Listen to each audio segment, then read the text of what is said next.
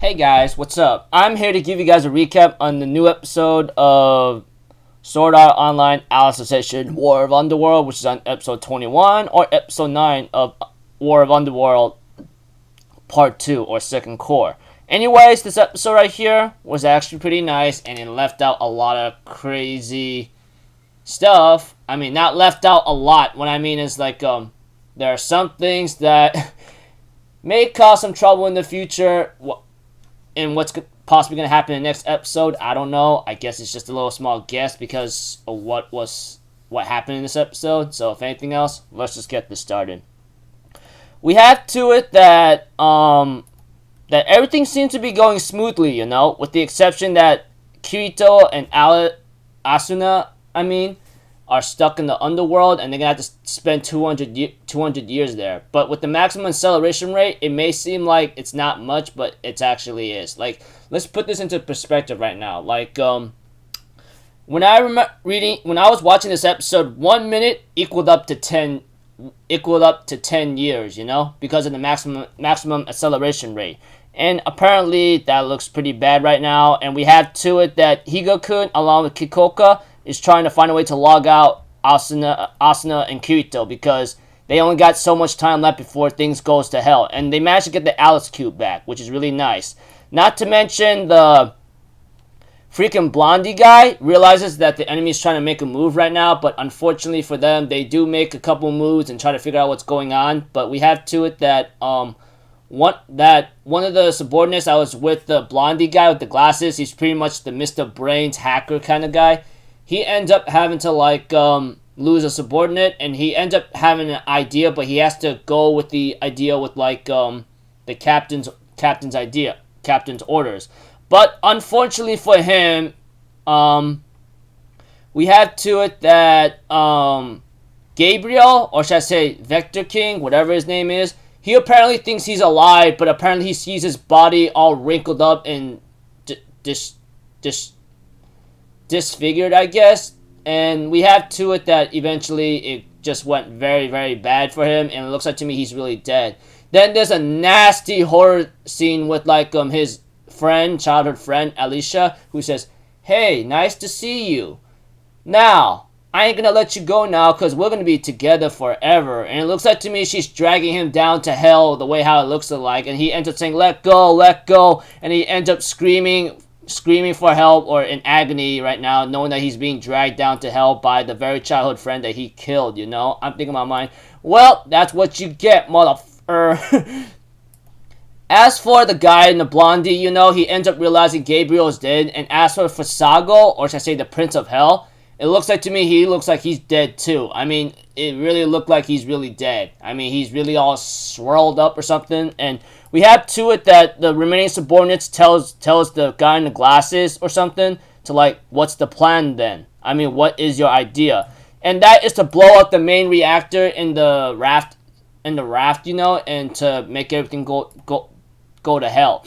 And we have to it that we see a robot activated eventually, you know, and we have to it that one of the subordinates that works for Kikoka that was with Rinko-san. Apparently, we have to it that that guy is gonna go try to stop the bomb from like blowing off in the main reactor because once that thing blows up, everything goes to hell, you know. And we have to it that the guy gets distracted, but we have to it that the robot that was activated, that's called Neiman whatsoever, it's just gonna call him a walking robot because, you know, it is what it is. That robot is actually being controlled by Kayaba Akihiko, you know? And he ends up doing everything he can to like take the bullet fire and try to go stop the bomb, you know? And he ends up having a couple last words with like has a couple last words with like Rinko-san whatsoever, and we have to it that that he was already at his limit, and after being shot down by a bunch of bullets, and Kikoka shows up in time to kill the guy who stayed behind to make sure everything blows up to hell, you know. And we have to it that Akiko Kayaba's robot, the Neiman, ends up losing steam, but with the encouragement words from Rinko-san, telling him, hey, aren't you Heathcliff, the rival of Kirito himself? Go on and freaking go all out, you hear me? Don't give us a miracle. And he ends up disabling the bomb and it blows up, you know?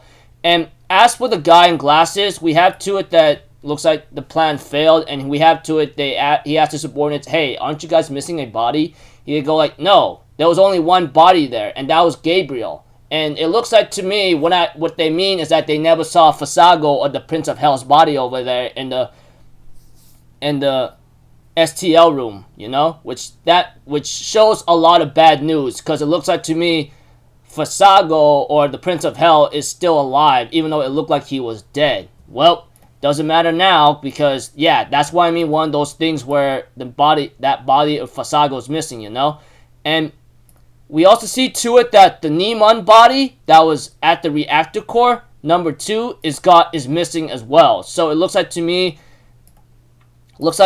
its job is not done yet, realizing there's some danger up ahead. We don't know, but one thing for sure, we get to see a post-credit scene with like Asuna and Kirito talking to each other, and even though Asuna teased them for being such a crybaby, they end up talking with each other to comfort each other, knowing that they're gonna have to spend 200 years in the underworld, and it's gonna be a very long time. But there's a lot to do, and they end up sprouting their wings, and they end up flying into the distance, you know.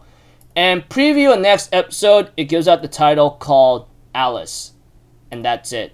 So, like I said, there is some bad news, like Fasago's body is missing the last time Gabriel saw it, and they only found Gabriel's body. So Fasago or the Prince of Hell, like I said, forgive me if I mispronounce or mix up the names. Fasago or the Prince of Hell's body, that one's missing. And Neiman's body, number 2, looks like to me he still has enough energy to maybe move around a bit.